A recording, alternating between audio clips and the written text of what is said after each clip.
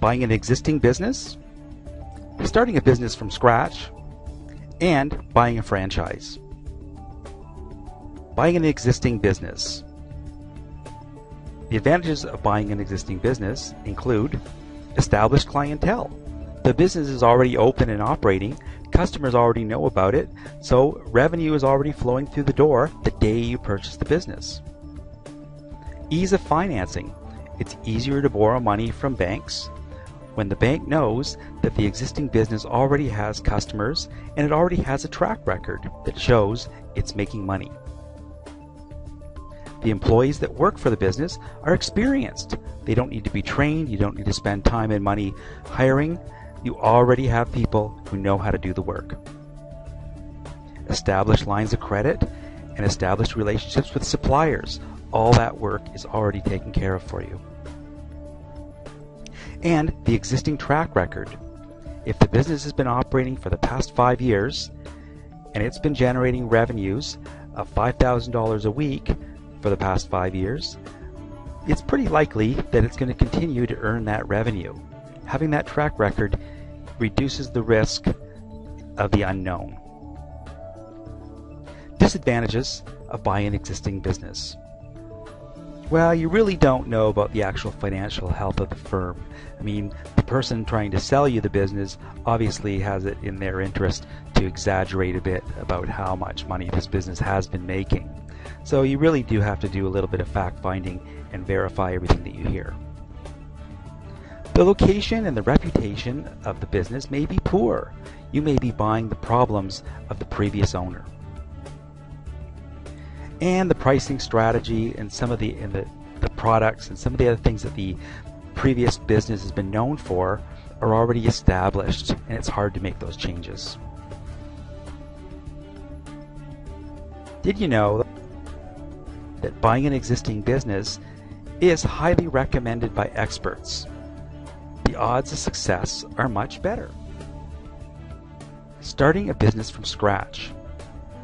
Basically starting up a business from nothing. The advantages. There's no baggage, it's brand new. You're free to make all your own choices. Negotiate your own lenders. Hire your own employees. Train them the way you want them to be trained. Find your own suppliers. You're starting fresh. It's yours. You own it. Disadvantages of starting from scratch. The unknown. We really don't know if customers are going to demand our product or how much. We have no relationships with suppliers. There's no previous track record. Startup costs can be extremely high. In the case of our coffee shop, you need to purchase the land, construct the building, decorate, advertise. Everything has to start from point zero, and that can be very expensive. And until the business is up and running, cash is constantly flowing out. You need access to large amounts of capital to get the business up and running and to survive to the point where revenues are coming in from sales so that the business can survive on its own merits. Buying a franchise. What's a franchise? Well, a franchise is a contract that gives the franchisees, that's the buyer, the individual who's purchasing the franchise, the right to sell the product of the franchisor, the seller. Within the contract, there are stipulations about how the product or service will be sold and the amount and type of payment back to the franchisor. Those payments are called royalties. Advantages of buying a franchise. Access to expertise. The franchisor has been running this business for a long time. They understand how to sell hamburgers, how to sell subs, how to sell pizzas, how to sell coffee, and so forth. They really understand the industry, and it's in their interest to provide support. It can be fast. The structure can be up and running, and you move in and start operating the business. Hopefully, the brand is well developed. We all know about McDonald's. We all know about Tim Hortons. We all know about Subway. These are brands that are already known to the consumer and are already trusted. The franchisor will provide the franchisee, the buyer, with training. They'll teach you everything you need to know to run a successful business. The franchisor often will help arrange financing. The franchisor, as a large organization, is in a position to purchase supplies in large quantities. Large quantities of hamburg buns, large quantities of patties, and by buying in a larger volume, they can get much better deals and hopefully pass those lower costs on to you. With a well-known brand and with training and expertise, hopefully there's lower failure rates, although there is no guarantee that the business will not fail. Disadvantages. Recall that an agreement was signed between the franchisor and the franchisee. Well, a lot of the terms within that contract tend to be in favor of the franchisor. So, various policies may be under tight control by the franchisor. They will tell you what you are going to sell, how you're going to sell it, your hours of operation, how you will train your staff, how you will decorate your restaurant. There's not necessarily as much freedom as many entrepreneurs or small business operators may want. The local market may be saturated. We've seen situations where two Starbucks might be across the street from each other, or there might be two Tim Hortons or three Tim Hortons within a block or two. Well, the customers who already live and work in those areas are now going to be spread across a greater number of franchises. The payments, the royalties that have to be paid to the franchisor, they're required even if the profits are low. Royalties are typically paid from the gross revenues collected. The franchisor controls how the business is run and how the product is made. Very little room for the business owner to demonstrate much creativity.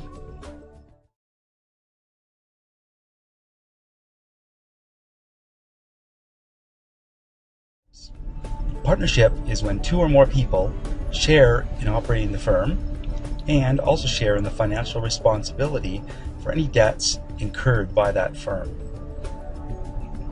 Three parts of this definition are critical. Two or more people. So a partnership doesn't necessarily have to be limited to only two people. There can be more than two people involved in the partnership. These individuals are involved in the operation of the business. And, importantly, they share in the financial responsibilities of for repaying any debts that might be incurred by that business. Advantages of partnership. Larger talent pool. One partner might be good at creating the artwork. Another partner might be good at sales. Another partner might be good at the administrative tasks. Larger money pool. More partners, more access to capital. Ease of formation. Forming a partnership is very, very easy. Form on the Government of Ontario website, tick the box called partnership, $60, and 20 minutes later you have a business registered in Ontario. Tax benefits of partnership. Disadvantages of partnership.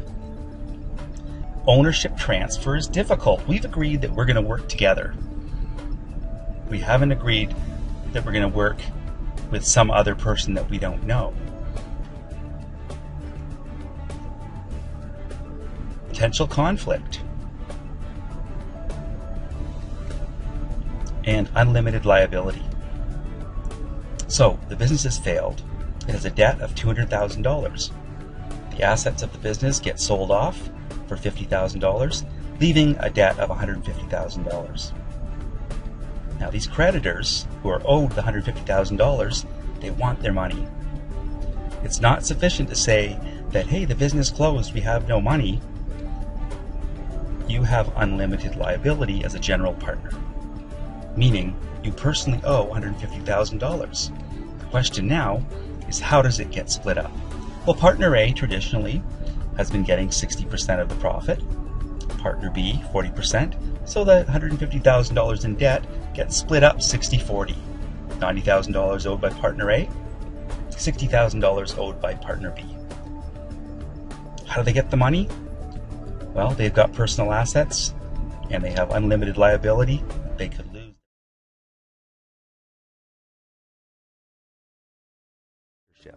A sole proprietorship is a business that's owned and operated by one person, and that one person is responsible for all of that business's debts, if any debts are incurred. So, key points. It's one person working on this business alone. They own it. And, second part, that one person is responsible to repay any debts that the business incurs. Advantages of sole proprietorship. Well, biggest advantage, freedom. You're your own boss. A lot of people like that. There are tax benefits to being a sole proprietor compared to being an employee. Sole proprietorship is very easy to start up, and it's very inexpensive to start up. Following website, approximately 20 minutes of effort and about $60, you can get a business up and running and registered within Ontario. Some of the disadvantages of a sole proprietorship. It's very difficult for sole proprietors to raise money when they need to expand the business. So for example, the entrepreneur has this idea, they want to get a coffee shop up and running. They approach the bank. They explain their business plan to the bank, and they ask for a loan of $100,000. Unlikely that the bank is going to hand that sole proprietor $100,000. It's very risky. They might ask, do you have any collateral? What's collateral, you ask? Well, collateral, it's assets that the sole proprietor owns that could be sold in order to repay the loan back to the bank. Well, I own a house. In that case, the bank may issue the loan of $100,000 because if the sole proprietor is unable to repay the loan, the house can be sold and the bank can be repaid their $100,000. It reduces their risk. Another disadvantage of sole proprietorship.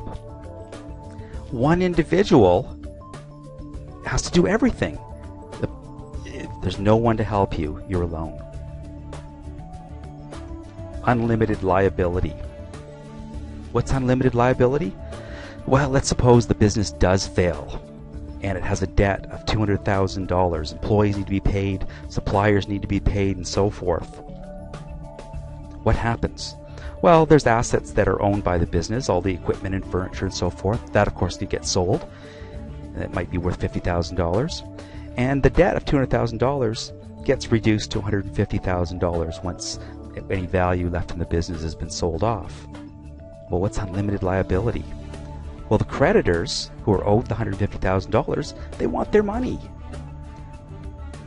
The response from the sole proprietor might be, hey, sorry, the business went bankrupt. There's nothing left. Well, you have unlimited liability as a sole proprietor. So you personally owe $150,000. That's what unlimited liability is. So the sole proprietor, after the business going bankrupt, might be asking themselves, where am I going to get that $150,000? The answer is their personal assets, their car, their savings, possibly their home.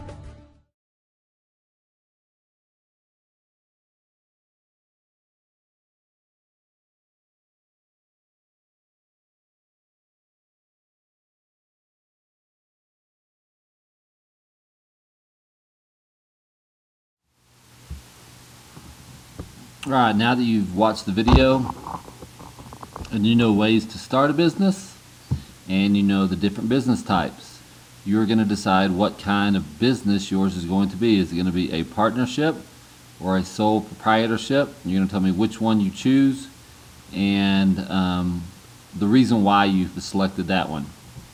So on your class website, so here's an example of the one I'm going to use right here.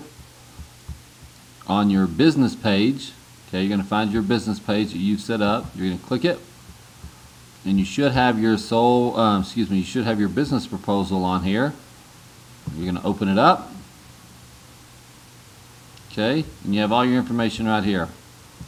Now you're going to go down to the bottom of your business page, your business proposal. And down here at the bottom, I can't edit this because this is a student's, but you are going to click down here at the bottom, give a couple spaces down there, and underneath you're going to type if it's going to be a partnership or a sole proprietorship, and then also the reasons why you have chosen that one. Okay, and I'm going to grade it, so make sure you have it. If you're confused or you don't understand where you put it, just ask me and I'll tell you as well. Okay, all right, hopefully you know which one you want and why you want it.